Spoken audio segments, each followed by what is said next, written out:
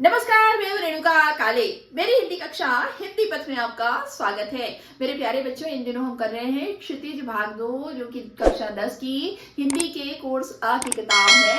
इसके लेसन्स शुरू में काव्य खंड है और बाद में है गद्य खंड। काव्य खंड के लेसन्स हम कर रहे हैं। दूसरे लेसन राम लक्ष्मण परशुराम संवाद का एक बड़ा सा वीडियो, बड़ी सी कक्षा हो चुकी है और वो कक्षा और ज्यादा लंबी ना हो जाए, इस मकसद से हमने उसका सेकंड जो भाग है वो आपके लिए लेकर आने की बात की थी बच्चों। तो चलिए, कुछ बहुत अहम बातें हैं जो आपको जानना जरूरी है। जिसमें सहस बाहु यानी कि सहस्त्र बाहु की बात हुई थी, तो उनके बारे में आपको बताना है। परशुराम का कौन सा गुरु ऋण था, गुरु के प्रति कौन सा ऋण था परशुराम के ऊपर, वो आपको बताना है। और शिव धनुष तोड़ने पर वो क्यों नाराज हुए थे, ये सब भी तो आपको बताना है, क्योंकि परीक्षा में इससे संबंधित कोई भी प्रश्न कैसे भी तरीके से आ जाता है, पूछा जा सकता है। तो आपको अगर सारी बातें पता है, सारे प्रसंग पता है ना, तो आने दीजिए, कहीं से भी कुछ भी आप कर लेंगे। तो चलिए, सहमत है ना मेरे साथ? तो चलिए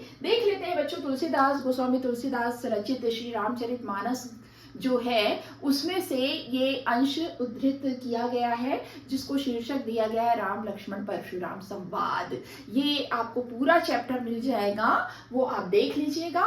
उस चैप्टर में जो चीजें आई हैं उसे ज्यादा विस्तार देने के लिए, आपकी जिज्ञासाओं का समाधान करने के लिए मैं लेकर आई हूं आपके लिए जिज्ञासा। जी हाँ, इस चैप्टर से रिलेटेड कुछ जिज्ञासाएं जो रह गई हैं उन्हें भी आज हम क्लियर कर लेते हैं। तो देखिए बच्चों, ये जो सहस्त्रबाहु जो थे, सहस्त्रबाहु जो थे, वो कौन थे, पहले आपको ये बताती चलती हूँ।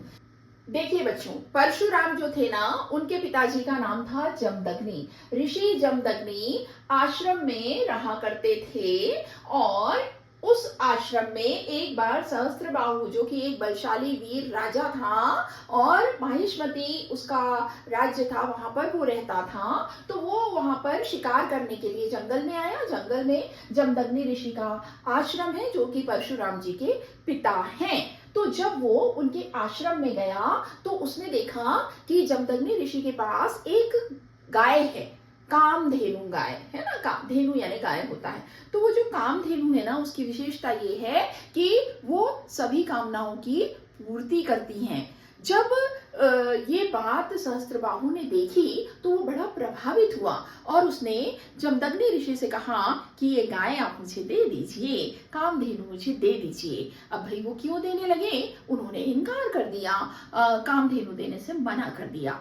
तब जो सहस्त्रबाहु था उसने अपने बल का प्रयोग करके जबरदस्ती छीन झपट कर उस गाय को, कामधेनु को अपहरण कर लिया, ले लिया, छीन लिया। किससे? परशुराम जी के पिताजी से। और छीन कर वो ले गया। अब परशुराम उस वक्त वहां आश्रम में थे नहीं। जब वो लौटे और उनको इस सारी बातों का पता चला तो वो तो क्रोधी स्वभाव के तो शुरू से थे, और ये तो किसी भी आम इंसान को गुस्सा दिलाने वाला प्रसंग था, बात थी भाई।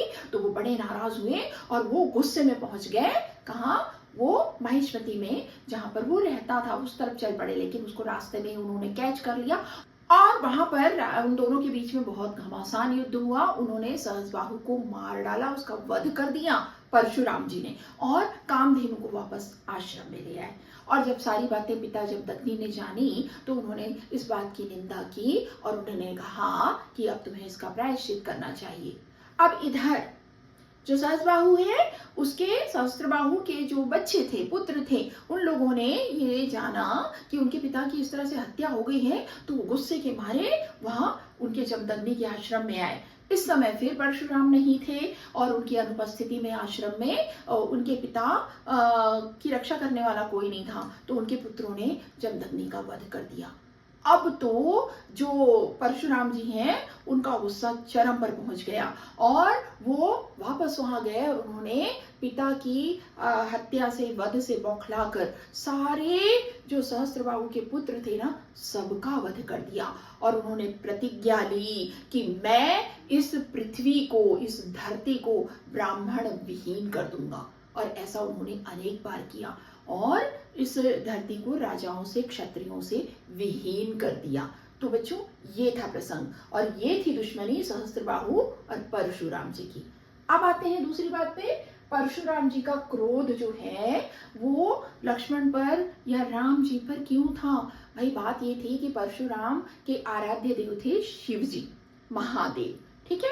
और वो उनकी भक्ति से प्रसन्न होकर उन्होंने उन्हें दो चीजें दी थी। एक तो परशुराम जी को फरसा दिया था, जो कि बड़ा ही पराक्रमी फरसा था, उनके लिए बहुत ही उनका प्रिय अस्त्र था, जो कि शिव जी के द्वारा गिफ्ट किया गया था, उपहार में, वरदान में उन्हें मिला था। और दूसरी चीज उन्होंने दी थी अपना जो धनुष है शिव जी ने, वो उन्हें दिया था। तो ये दो चीजें उन्हें दी गई थी, तो ये हमेशा उनको जान से भी ज्यादा प्यारी थी। उन्होंने उस शिव धनुष को मिथिला नरेश के पास राजा जनक के पास धरोहर के रूप में रख छोड़ा था, और समय समय पर उसे देखने के लिए वो आया करते थे। जब ये शिव धनुष जो है ना, इतना महान था बच्चों कि उसको कोई साधारण इंसान हिला भी नहीं सकता था। बड़े बड़े वीर हुए हैं जिन्होंने लाख कोशिश कर ली, लेकिन उसको हिला भी नहीं सके। लेकिन जब सीता जी नन्ही बालिका थी ना, तभी वो उस शिव धनुष को आराम से उठा लिया करती थी, खेल खेल में इधर से उधर उठाकर रख देना, सरका देना। तो ये बड़े आश्चर्य की बात थी। और जब ये बात उन्हें पता चली ना परशुराम जी को, तो उन्होंने और राजा जनक ने आपस में बातचीत की, और उनकी बातचीत इस विषय पर थी कि ये जो बालिका सीता है ना, कोई साधारण बालिका नहीं है, और इसमें इतना ये असाधारण है, अदम्य साहस है, वीरता है इनकी, और इनके लिए पति भी ऐसा होना चाहिए। तो फिर यही सोचकर सीता स्वयंवर में ये शर्त रखी गई कि जो भी शिव जी के इस धनुष में प्रत्यंचा चढ़ा देगा, उससे ही सीता का स्वयंवर होगा। तो ये प्रसंग था। अब गुरु वशिष्ठ ने जब इंसिस्ट किया कि तुम भी इसमें स्वयंवर में भाग लो, कोई भी तो इसको हिला भी नहीं पा रहा है, तो राम अब तुम जाओ। तो गुरु की आज्ञा का पालन करते हुए राम जी गए, और उन्होंने शिव धनुष उठाया। प्रत्यंचा चढ़ा ही रहे थे कि बहुत पुराना होने के कारण वो टूट गया, और भयंकर गर्जना हुई। और ये आवाज जब उन तक पहुंची, परशुराम को दिव्य दृष्टि से पता चल गया कि शिव धनुष टूट गया है। तो अब तो ये उनके गुरु का धनुष था, वो उनके आराध्य शिव को अपना गुरु, अपना आराध्य सब कुछ मानते थे वो। तो वो बड़ी क्रोधित अवस्था में वहां आए, और इस तरह से बच्चों उनके क्रोध का कारण बना शिव धनुष का टूटना। अब आ जाते हैं बच्चों, अंतिम जिज्ञासा जो आपके मन में होगी उसकी बात कर लेते हैं। परशुराम का गुरु ऋण। उसमें एक जगह लक्ष्मण कहते हैं कि आपने अपने माता पिता का अपना पितृ ऋण तो बड़ा चुका दिया, अपने माता पिता के प्रति जो आपका ऋण था वो तो आपने बहुत अच्छे से चुका दिया है, और अब आपको गुरु के ऋण की चिंता पड़ी हुई है, सोच लगी हुई है, तो वो मेरे मत्थे मर रहे हैं आप। इस तरह का उनके बीच संवाद हुआ था, आप देख लेना लेसन जाकर बच्चों। तो ये गुरु ऋण क्या था? तो बच्चों गुरु ऋण ये था, जैसा कि मैंने आपको बताया ना, कि शिव जी उनके आराध्य थे, वो उनको अपना गुरु भी मानते थे। और जब ये धनुष उनको मिला था ना, तो उन्होंने गुरु दक्षिणा के स्वरूप उस धनुष की आजीवन रक्षा करने का प्रण लिया हुआ था। और ये ऐसा उन्होंने अपने आप से वादा किया था कि मैं इस शिव धनुष की, मैं नाग की रक्षा करूंगा। लेकिन वो टूट गया, यानी वो अब गुरु का ऋण आ गया उन पर। तो ये है गुरु ऋण। तो इस तरह से बच्चों मुझे ऐसा लगता है ये जिज्ञासा सेगमेंट जो है ना, आप लोगों के लिए मुझे एडिशनल एक रखना पड़ेगा लेसन के बाद। और अगर आपको इसके अलावा भी कोई चीजें जाननी है ना, तो कमेंट में लिख दीजिएगा, मैं जरूर आपके लिए उन जिज्ञासाओं का समाधान करूंगी, चाहे जैसे करूं। अगर लगता है कि कमेंट के थ्रू जिज्ञासा का समाधान कर सकती हूँ तो वो सही, नहीं तो आपके लिए क्लास जरूर बनाऊंगी। तो मेरे प्यारे बच्चों, चैनल पर आने जाने का सिलसिला बरकरार रखिएगा। नए हैं तो इसे सब्सक्राइब कर लीजिएगा, बेल आइकॉन प्रेस कर दीजिएगा, ताकि यूं ही हम मिलते रहें। तो चलिए मिलते हैं अगली कक्षा में। तब तक के लिए स्वस्थ रहिए, मस्त रहिए, और दीजिए अनुमति हिंदी बस से अपनी काले मैम को। नमस्कार।